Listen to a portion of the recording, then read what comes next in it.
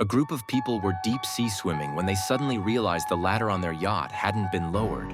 All 6 of them instantly panicked. They tried to climb up, but the smooth surface of the hull offered no handholds, making it impossible to scale. Jack, the yacht's owner, attempted to climb up using an inflatable mat. After a few unsuccessful tries, not only did he fail to get up, but he also punctured the mat, leaving it deflated. Next, they moved to the bow, hoping to pull themselves up using the flagpole. It was at this point that everyone realized the gravity of the situation. Someone suggested swimming back to shore, but they were dozens of miles from the coast, and there was a risk of encountering sharks along the way, making it an impossible feat. Even more worrying was the fact that Anna's infant daughter was asleep in the cabin. Everyone started asking Jack if there was any other way to get into the cabin. Jack said he had recently purchased the yacht and wasn't too familiar with it himself. At this point, Lisa started complaining and even tried to snatch Anna's life jacket. Fortunately, the others stopped her in time. Just as everyone was at their wits' end, they suddenly heard a phone ringing.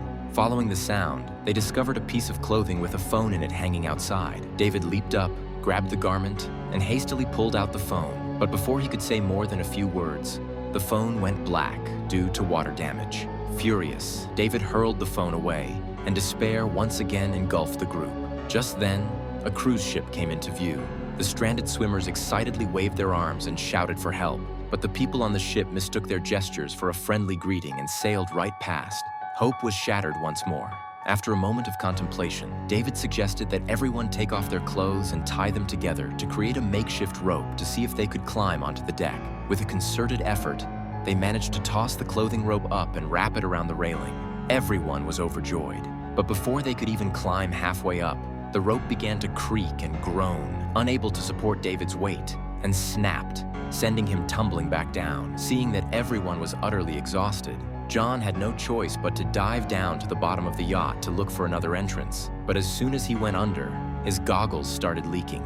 He removed them to readjust, but accidentally dropped his diving knife in the process. Realizing he had lost his only tool, John had to swim deeper to retrieve the knife.